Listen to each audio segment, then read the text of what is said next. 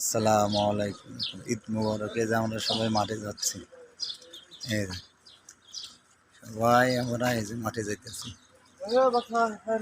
সবাই। এই যে দেখেন, এই যে মসজিদ, ভিতরই মসজিদ। মসজিদে আমরা নামাজ পড়বো, যে ঈদের নামাজ মসজিদে হবে। সবাই একসাথে মিছিল হইতেছে। এই যে সবাই যাইতেছি আমরা এই যে মসজিদে। এই যে যা হচ্ছে, এটা মসজিদে ভিতরেই নামাজ হবে।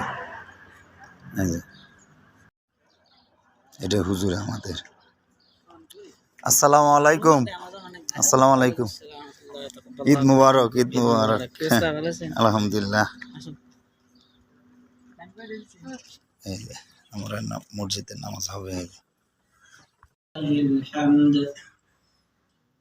إن الحمد لله نحمده ونستعينه ونستغفره ونؤمن به ونتوكل عليه ونعوذ بالله من شرور أنفسنا ومن سيئات أعمالنا من يهده الله فلا مضل له ومن يضلل فلا هادي له ونشهد أن لا إله إلا الله وحده لا شريك له ونشهد أن محمدا عبده ورسوله أما بعد فأعوذ بالله من الشيطان الرجيم بسم الله الرحمن الرحيم يا أيها الذين آمنوا اتقوا الله حق تقاته ولا تموتن إلا وأنتم مسلمون يا أيها الناس اتقوا ربكم الذي خلقكم من نفس واحدة وخلق منها زوجها وبث منهما رجالا كثيرا ونساء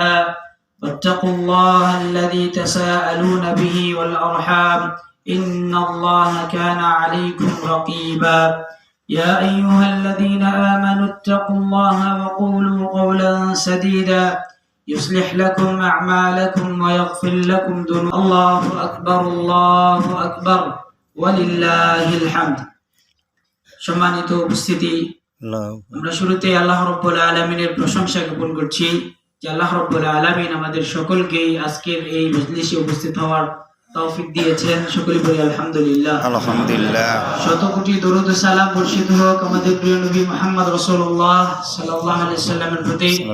আল্লাহুম্মা সাল্লি আলাইহি আল্লাহুম্মা বারিক আলাইহি। আজকে ঈদুল আজহার দিন, আমাদের মুসলিমদের বাৎসরিক খুশির দুই দিনের দ্বিতীয় দিন। আল্লাহ রাব্বুল আলামিন আমাদেরকে এই দুটি দিন উপহার দিয়েছেন। যদিও এই দুটি দিন ইসলাম আসার পূর্বে ভিন্ন ধরনের ছিল।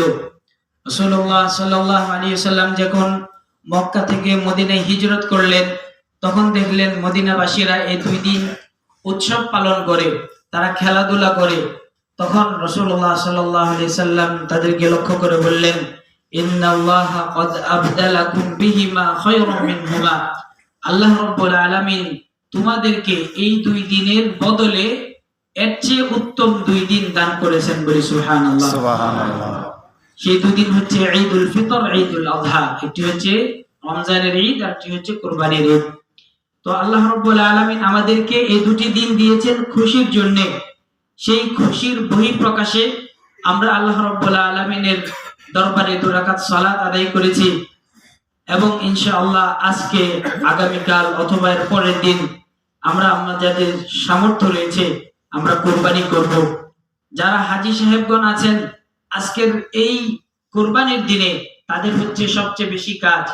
তারাও আজকে সেই জামরাতুল আকাবাতে শয়তানকে পাথর নিক্ষেপ করবে। পাথর নিক্ষেপের পরে তারা মাথা মুন্ডন করবে।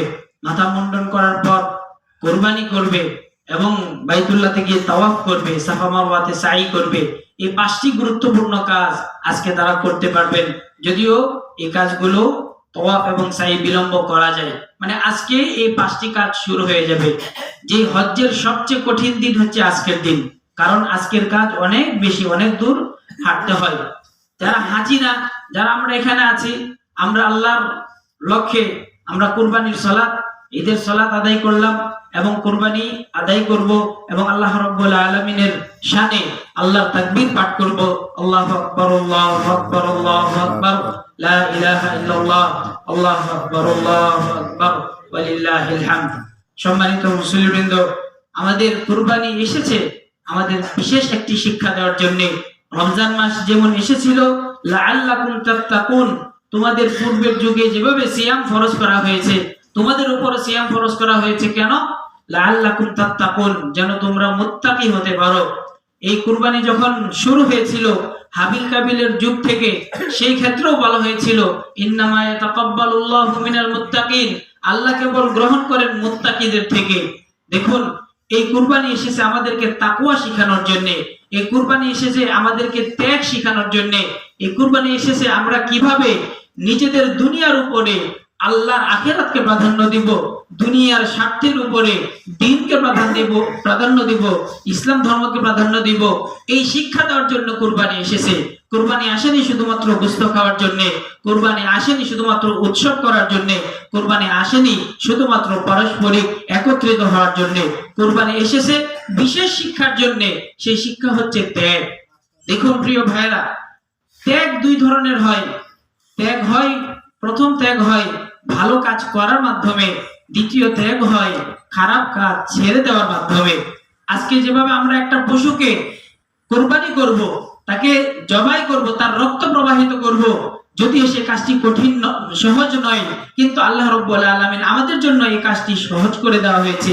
আপনি যদি অন্যায়ভাবে একটা পশুকে হত্যা করেন তাহলে আপনার গুনাহ হবে, কিন্তু কুরবানিতে আল্লাহর দেওয়া পদ্ধতিতে যদি আপনি একটা পশুকে জবাই করেন তাহলে জবাই করার মাধ্যমে আল্লাহ আপনাকে কি দিবেন? নেকি প্রদান করবেন। ঠিক তেমনি ভাবে আমাদের ভিতরে যে শয়তানি প্রবৃত্তি রয়েছে, আমাদের ভিতরে যে খারাপ স্বভাবগুলো রয়েছে, আমাদের এই সময়টুকু আল্লাহর জন্য কুরবানি করতে হবে। আমার 5 ওয়াক্ত সালাতের ক্ষেত্রে যদি আমার 50 রিয়াল লস হয়, যদি আমার কাজ ছুটেও যায়, তাহলে আমার ওই স্বার্থটাকে কুরবানি দিতে হবে। ঈদের নামাজ পড়ে সবাই যাইতেছে, দেখছেন যার যা ঘরে ফিরতেছে, সবাই আমার ঈদের নামাজ পড়ে যাচ্ছে এখন বাসায়। এই যে সবাই যাইতেছে, এখন বাড়া যাইতেছে।